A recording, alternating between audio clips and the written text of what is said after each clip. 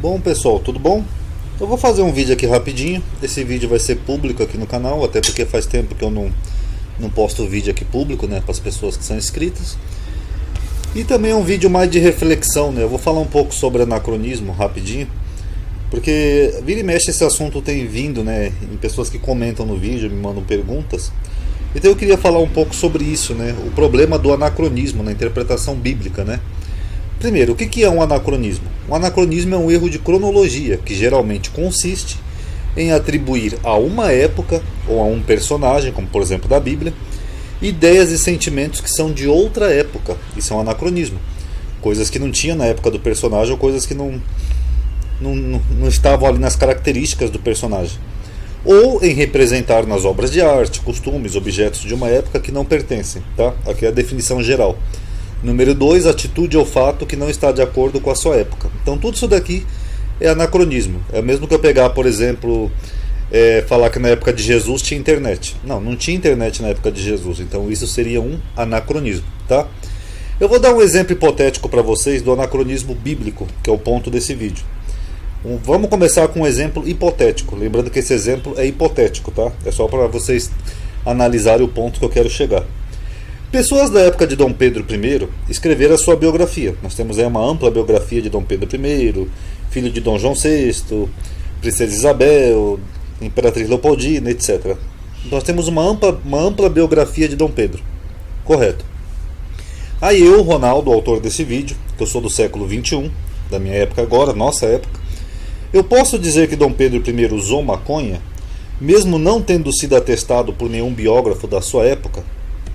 Eu acho que não. Se nenhum biógrafo dessas pessoas que documentaram a vida dele, que estavam lá presente com ele, da mesma época, escreveram coisas relevantes sobre a vida dele e da sua família, não falaram isso, eu, que sou de séculos depois de Dom Pedro, eu posso simplesmente pegar e escrever num livro, olha pessoal, Dom Pedro usava maconha? Eu acho que não, isso seria um anacronismo. Até porque naquela época a cannabis ela não era tão popular como é hoje, acho que nem tinha maconha naquela época. Então isso seria anacronismo. É exatamente essa definição aqui, ó. Eu estou atribuindo coisas da minha época a um personagem de outra época. Então isso não poderia. Inclusive isso acontece muito em pessoas que fazem revisionismo histórico, que está virando moda hoje em dia também na internet. Perdão. Pessoas que pegam personagens do passado e começam a alterar a biografia deles. Sendo que nós temos, eu não vou dizer uma ampla documentação de todos os personagens, mas nós temos pessoas que viveram próximas desses personagens, escreveram, relataram aquilo que era relevante ou importante na biografia deles. Então o que passa disso é anacronismo. Eu não posso atribuir fatos para personagens de outra época que não foram narrados por quem estavam próximos deles, ainda mais se são coisas que talvez nem tivessem na época, senão isso seria um anacronismo e um absurdo, correto? Então até aqui nesse ponto do vídeo acho que deu para todo mundo entender, né, o que é um anacronismo histórico. É você pegar coisas de uma época e atribuir a personagens de outra época. É claro que a definição é mais ampla, tá? Quem quiser ler tá toda aqui a definição. Mas aqui eu estou me focando nesse ponto de personagens, tá? E o mesmo vale para a Bíblia. Eu já falei aqui no canal algumas vezes, vai ser o foco desse vídeo, mas eu vou mostrar umas coisas interessantes para vocês, que um livro posterior, ele não vale para sobrepor a visão de um autor de um livro anterior. Que nem aqui nesse exemplo. Se eu escrever um livro dizendo que Dom Pedro fumou maconha, o meu livro é posterior. Eu não sou da época de Dom Pedro. Então não importa o que eu escrever. Nada do que eu escrever vai poder sobressair as pessoas que estavam lá na época e documentaram a vida dele, até porque não tinha maconha naquela época. Então um livro posterior, ele não pode ser usado em detrimento de um livro anterior. Tá bom? Eu sempre dou na Bíblia o exemplo aqui de Melquisedeque. Melquisedeque aparece só em poucos versículos lá de Gênesis. E mesmo assim o autor de Hebreus ele atribui muitas coisas aqui a Melquisedeque que o autor de Gênesis não falou. Por exemplo, porque este Melquisedeque, que era rei de Salém, até aqui tudo bem, sacerdote do Deus Altíssimo, aqui já tem um equívoco, né? Porque o Deus Altíssimo de Melquisedeque era outro, El Elyon, mas tudo bem. O autor com certeza estava usando a Septuaginta grega, por isso que ele não notou a diferença entre os termos, e que saiu ao encontro de Abraão quando ele regressava da matança dos reis. Aqui também é estranho, né? Matança dos reis, né? Que na verdade ele era uma guerra, né? Não uma matança, mas enfim. E o abençoou, a quem também Abraão deu dízimo de tudo. A Bíblia hebraica não fala que Abraão deu dízimo para Melquisedeque. Ao contrário, ele não tem o nome de Abraão. E o sujeito ali da frase, eu já mostrei aqui em vídeo, era Melquisedeque. Então aqui já é o primeiro ponto. Ó. Ele está dizendo uma coisa que o autor original lá de Gênesis não disse. É a visão do autor de Hebreus. Agora, é a verdade só porque está na Bíblia? Nós vamos chegar lá. E primeiramente é por interpretação rei de justiça. É que o nome Melquisedeque é Melquisedeque, meu rei é justiça. E depois rei de Salém, que é rei de paz. Também está correto. Aí ele fala aqui, ó, sem pai, sem mãe, sem genealogia. Eu até comentei esses dias num grupo isso, o rapaz falou que aqui podia ser porque não tem a documentação da genealogia dele na Bíblia. Tá, mas e o sem pai e sem mãe? Aí fica estranho. Ó, não tendo princípio de dias e nem fim de vida. Então ele está vivo até hoje? Então de onde é que o autor de Hebreus tirou essas informações aqui de Melquisedeque? Que ele não tinha pai, mãe, genealogia e nem fim de vida. E nem começo e nem fim de vida. Mas sendo feito semelhante ao Filho de Deus. Tá, aqui também o autor de Gênesis não falou nada disso. Era só um rei que teve um encontro amistoso com Abraão. Eles trocaram ali elogios, bênçãos, etc. Confraternizaram. Aonde que o autor de Gênesis disse que Melquisedeque era semelhante ao Filho de Deus? Então, fica estranho. Ó. Mas sendo feito semelhante ao Filho de Deus, permanece sacerdote para sempre. Mas isso daqui, porque está na Bíblia, as pessoas aceitam. Falam, não, a Bíblia é inspirada, amadinho. Então realmente o que está aqui é verdade. Só que Hebreus é bem posterior a Gênesis, que nem nesse exemplo aqui de Dom Pedro que eu falei. E é difícil saber de onde é que o autor de Hebreus tirou essas informações. Tudo isso daqui que ele fala sobre Melquisedeque, tá bom? Mas vamos lá. Mas mesmo assim muitos aceitam, né? Porque está na Bíblia, beleza. Então vamos ver alguns exemplos. Vamos ver se as pessoas aceitam. Se eu fazer o mesmo exemplo de Hebreus, pegar um livro posterior e tentar distorcer ou acrescentar coisas que o livro anterior não disse.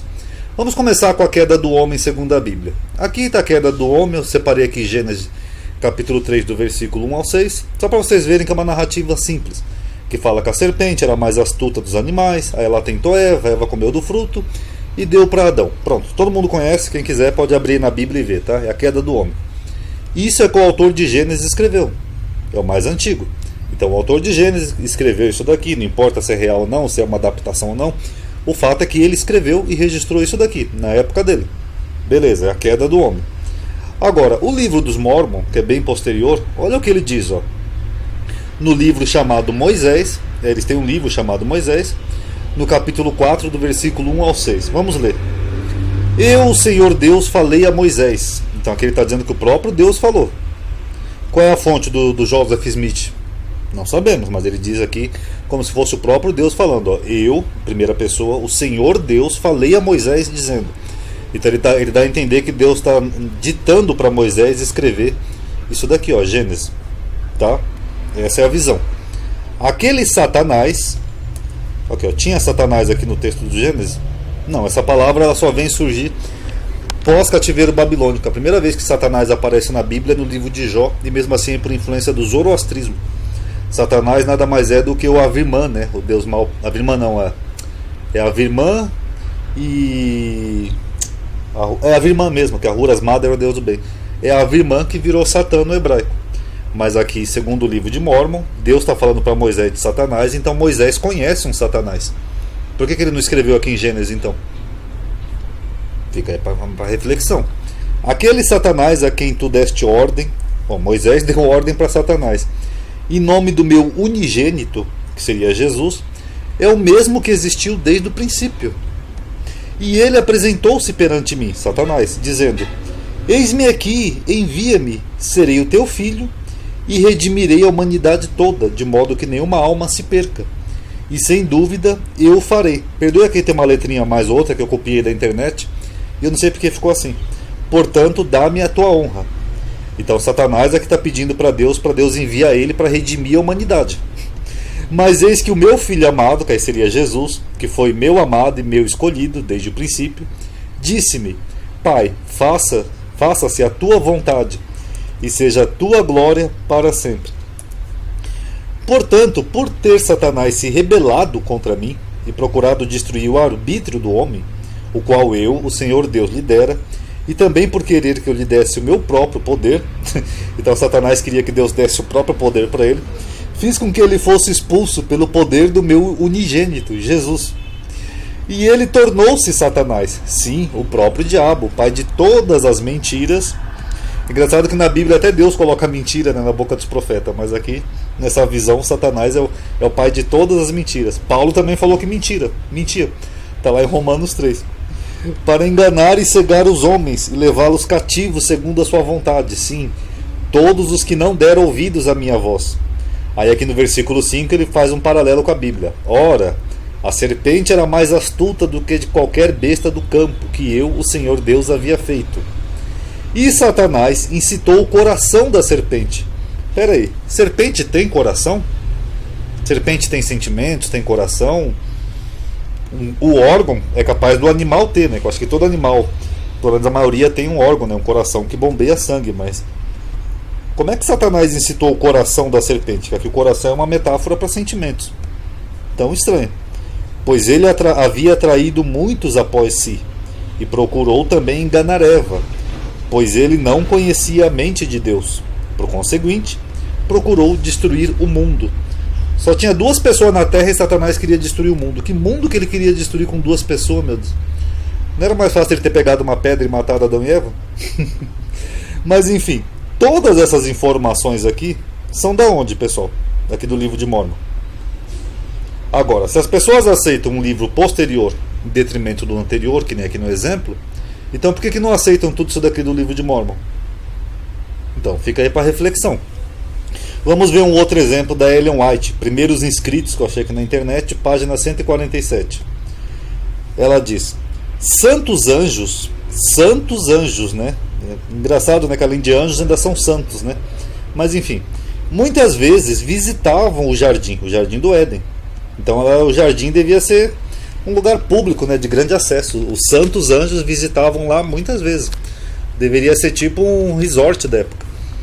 E davam instruções a Adão e Eva sobre a sua ocupação. Okay, os anjos instruíam Adão e Eva e os informavam a respeito da rebelião e queda de Satanás. Então, segundo esses primeiros inscritos aqui de Ellen White, os santos anjos, que além de serem anjos ainda eram santos, eles ainda informavam Adão e Eva sobre a rebelião de Satanás. Ó, Adão, fica esperto. Satanás quer se rebelar contra Deus. Engraçado que o homem não sabia nem que estava nu, né? Não sabia nada, não tinha comido do fruto do conhecimento, mas o homem já tinha informação privilegiada, né? Quase como se fosse uma informação da CIA, né? De que Satanás estava planejando um plano para se rebelar contra Deus. É curioso, né? Que nem Deus sabia disso, né? Porque ele permitiu que Satanás se rebelasse contra ele, mas Adão sabia. Adão devia ser um agente da KGB lá do Jardim do Éden, porque ele tinha uma informação privilegiada que nem Deus tinha. Mas continuando aqui, ó. Os anjos os advertiram a respeito de Satanás. Ó. Então, segundo Ellen White, eles foram advertidos. E os acautelaram quanto a se separarem um do outro em suas atividades. Eles advertiram para eles não se separar, tá? Pois poderiam ser levados em contato com esse inimigo caído. Os anjos também lhe ordenaram que seguissem bem de perto as instruções que Deus lhes tinha dado, pois somente na perfeita obediência estariam eles a salvo. A salvo do quê? Tinha já concepção de salvação nessa época lá no Éden? Eles já não estavam no Éden, que os crentes falam que é o céu, é o paraíso? Se eles já estão no paraíso, como é que eles vão ser salvos do quê? Do inferno? Eles já estão no paraíso. Ah não, amadinha, ali ia ser salvo do diabo. Não, mas o diabo aqui ia se rebelar contra Deus, não contra o homem. Não era isso aqui que os agentes divinos informaram Adão e Eva? A KGB divina? Então fica aí para reflexão. Só então não teria este inimigo caído qualquer poder sobre eles. Satanás deu início à sua obra com Eva, a sua obra. É curioso, né? Satanás tem uma obra também, né? A fim de levá-la à desobediência. Ela cometeu o seu primeiro erro. Engraçado, só um PS aqui, né? Que os anjos sabiam tudo da queda de Satanás, né? Os santos anjos. Em vez de proteger o homem, não, eles só advertem, ó, se vira aí, pessoal. E Deus não faz nada, né? Então Eva cometeu o seu primeiro erro afastando-se do seu marido. Onde é que está isso aqui em Gênesis, pessoal? Que Eva se afastou do seu marido. Só tinha os dois na terra. Se Eva fosse dar 1000 quilômetros, ainda ia só ter os dois na terra. Ela ainda ia estar próxima dele. Mais próxima do que qualquer outra pessoa. A seguir, deixando-se ficar nas imediações da árvore proibida. E depois em dar ouvidos à voz do tentador, ousando mesmo duvidar do que Deus dissera: no dia em que dela comer, certamente morrerá.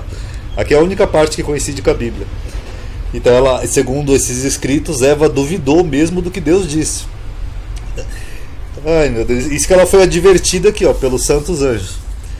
Ela pensou que talvez o Senhor não quisesse dizer justamente isso. Engraçado que Eva aqui, antes de comer do fruto, ela tem até um raciocínio, né? Ela pensa, raciocina, mas tudo bem.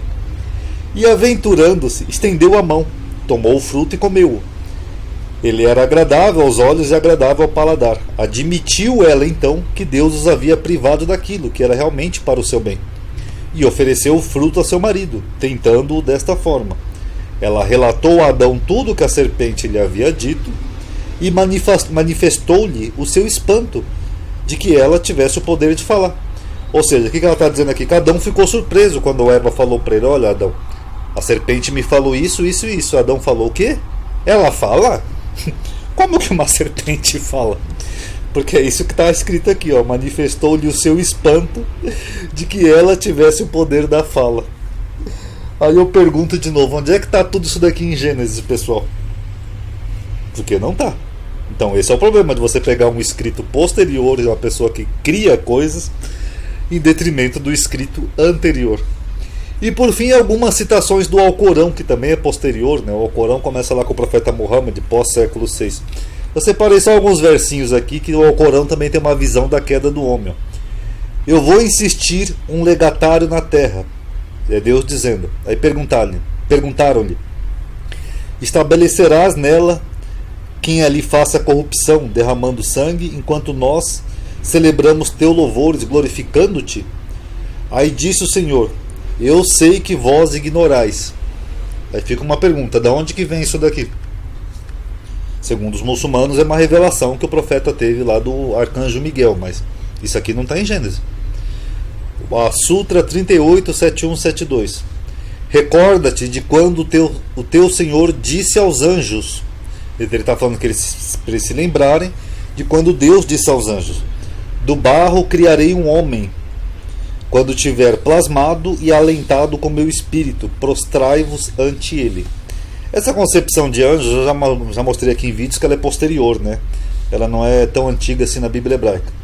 Mas ignorando isso, aqui ele está dizendo que Deus disse para esses anjos para eles se prostrarem diante do homem que Deus fez de barro. Tem isso aí lá em Gênesis, na narrativa da criação? Não, é uma coisa posterior. Aqui essa outra sutra diz o mesmo: prostrai-vos ante Adão. E todos se prostraram, menos Lúcifer. Peraí, que Lúcifer? Lúcifer é uma corruptela lá de Isaías 14. Esse nome aqui é latino, inclusive, né? Lucifer, né? Portador de luz, etc e tal. Então como é que ele foi parar numa história lá em Gênesis? Isso é um anacronismo. Outra sutra: ele, né, Deus, ensinou a Adão todos os nomes dos animais lá de Gênesis. Mas segundo Gênesis não, foi Adão que nominou os animais, conforme sua vontade. O Alcorão discorda, fala que foi Deus que ensinou os nomes dos animais para Adão. E aí, como é que fica? Então, se a interpretação de Hebreus que eu mostrei ali no começo vale em detrimento do que diz Gênesis, por que essas outras não valem aqui? Ó? Alcorão, Livro dos Mormons, Livro dos Espíritas, livros da Ellen White e tantos outros livros aí posteriores que dão suas interpretações do que Gênesis não diz. Vocês estão entendendo, pessoal? Esse é o perigo do anacronismo bíblico. Porque se o autor original, que é o mais antigo, disse uma coisa, a gente pode até interpretar, tem interpretações diferentes, é passível de interpretação. Mas a gente nunca pode ir além do que está escrito. O autor de Gênesis aqui, ó, não falou de anjos, não falou de Lúcifer, não falou de Satanás, não falou de nada disso, nem que o homem ou a mulher tinham um raciocínio lógico. Ele só falou que a mulher era uma ingênua que foi vítima de uma serpente. Nada além disso. Agora, se aceitam visões posteriores, como aqui, Hebreus é só um exemplo, tá? Mas tem outras também que eu poderia mostrar aqui na Bíblia. Então por que não aceitam todos esses outros aqui? Tá bom? Então fica aí para reflexão. Paz a todos.